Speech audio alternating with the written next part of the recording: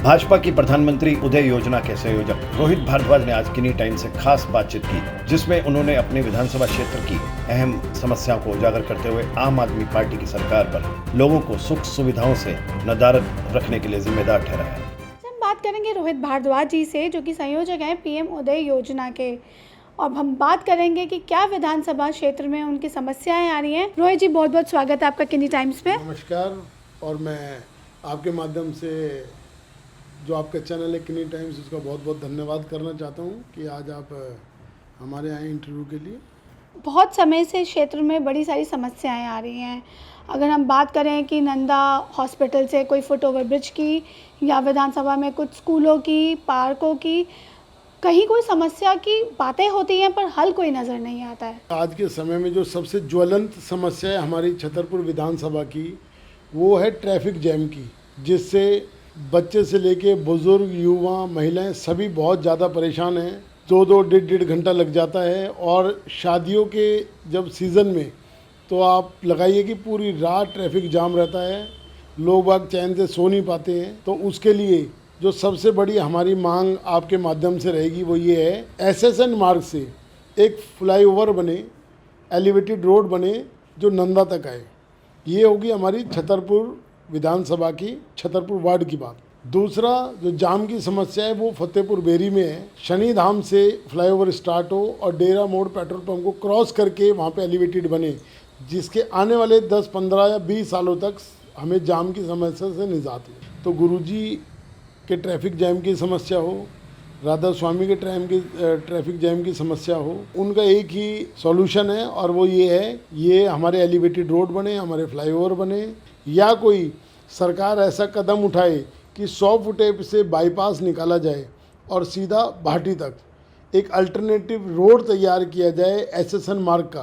Sir, basic सुविधाएं जो एक इंसान को चाहिए होती है वो है बिजली और पानी। ये एक बड़ी समस्या है कि पावर कट्स बहुत हैं। आपको बताना चाहता हूँ कि दिल्ली जो है वो भारत की राजधानी है, और मैं इसको दिल्ली ना कह के इसको मैं मिनी भारत कहूँगा।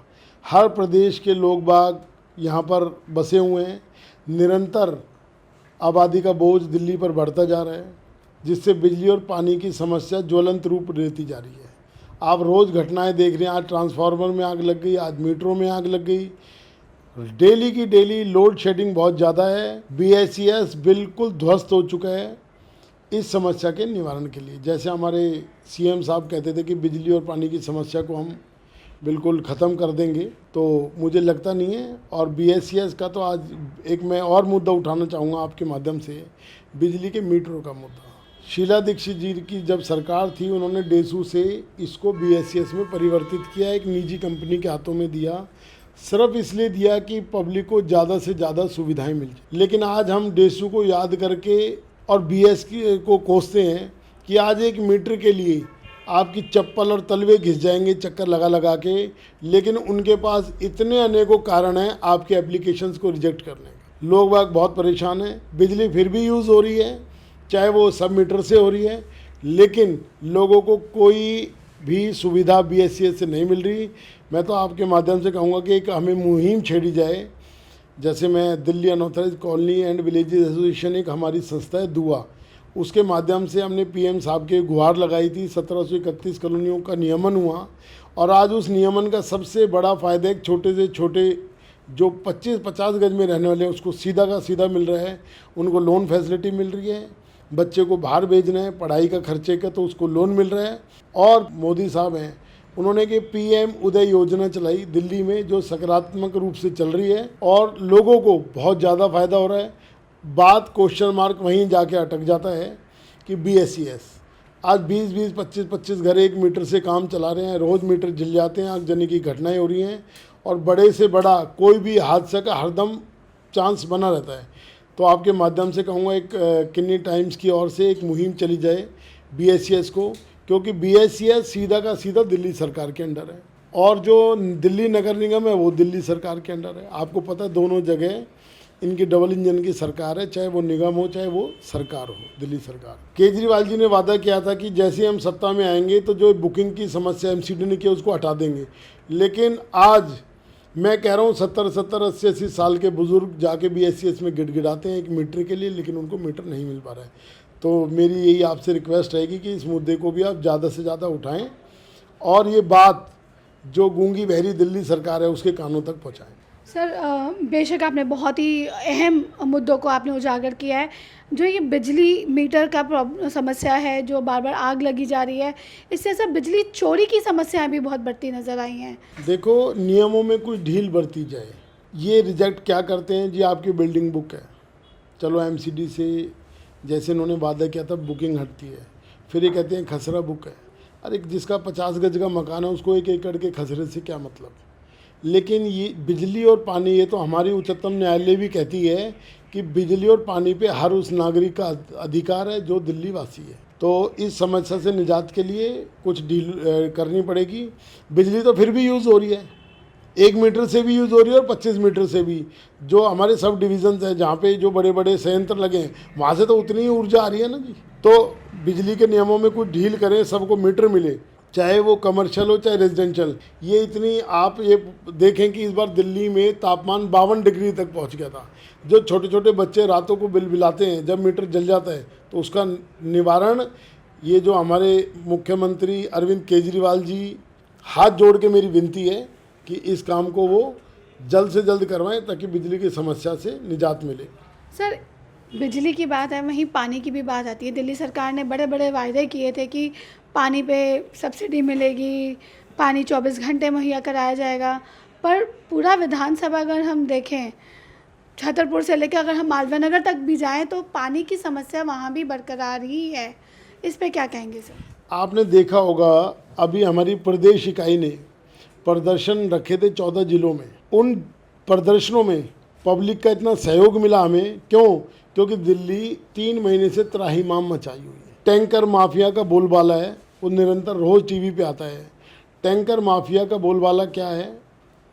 जो जनरल पब्लिक का पानी है जल बोर्ड का, वो ऐसी जगह जा रहा है जहाँ पे कमर्शियल एक्टिविटीज़ हो रही हैं, और उन कमर्शियल एक्टिविटीज़ को देखते हुए लोगों में पानी की शॉर्टेज है। जो सोनिया विहार, आज से जो 10 साल पहले जब शीला सरकार थी दिल्ली में, जितना पानी मिलता था आज उतना भी पानी नहीं मिल पा रहा है। और ये धरने प्रदर्शन की सरकार है, धरना प्रदर्शन करके आई थी। और आपने 3 दिन पहले हाई वोल्टेज एक ड्रामा देखा होगा जो हमारी मंत्री जी आतिशी जी का। तो ये ड्रामेबाजी की और सरकार है तो वो चलता रहेगा। अब ये ऊपर वाले प्रभु से मैं कहूँगा कि जल्द से जल्द डबल इंजन की सरकार भाजपा की आए और इस समस्याओं से निजात दिलाए। बच्चों के लिए पार्क नहीं है, बच्चों के लिए उनसे भी वो नदारत है, ऐसा क्यों? देखो, जो अभी पीछे दिल्ली लोकसभा, क्या पूरे भारत में लोकसभा के जो चुनाव हुए, और हमारे यहाँ से एक बहुत ही एक्सपीरियंस होल्डर हमारे सांसद जी चुन के आए जिनका 52 साल से सक्रिय राजनीति में योगदान रहा है।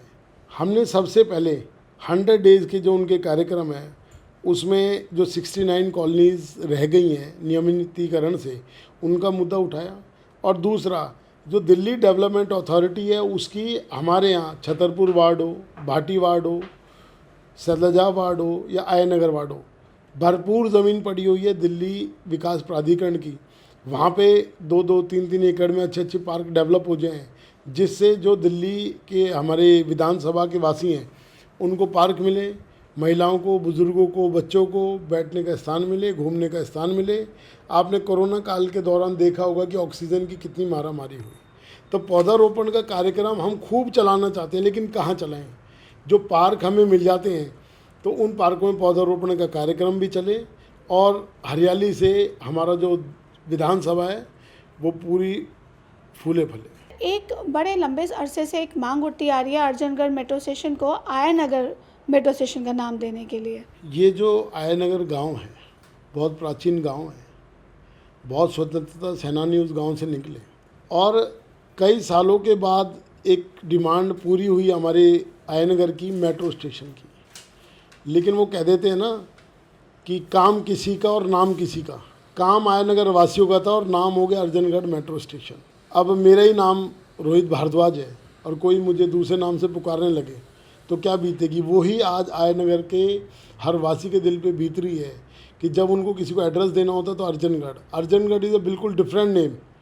और मैं भरपूर जो हमारे शहरी विकास मंत्री हैं उनसे मैं गुजारिश करूंगा कि इस मेट्रो स्टेशन का नाम, जो बहुत ही लंबित मांग रही है हमारी, अर्जनगढ़ मेट्रो स्टेशन से बदलकर आयनगर मेट्रो स्टेशन करें, ताकि जो दिल्ली के जो 360 प्राचीन गांव हैं, 360 गांव की सरदारी है दिल्ली की, उनको एक खुशी का अनुभूति हो कि हमारी एक मांग पूरी हुई और हमारे गांव के नाम पर आयनगर मेट्रो स्टेशन का नाम रखा गया। दिल्ली अब और नहीं सहेगी, ऐसा कहना है रोहित भारद्वाज जी का, जो कि आने वाले विधानसभा चुनावों के लिए कमर कस चुके हैं और कह रहे हैं कि भाजपा अब बढ़ चढ़ के दिल्ली वालों का भरपूर साथ देगी, हर समस्या का निवारण करेगी। प्रियंका शर्मा, किनी टाइम्स। तमाम बड़ी खबरों के लिए जुड़े रहें किनी टाइम्स के साथ। चैनल को लाइक, शेयर और सब्सक्राइब करना ना भूलें।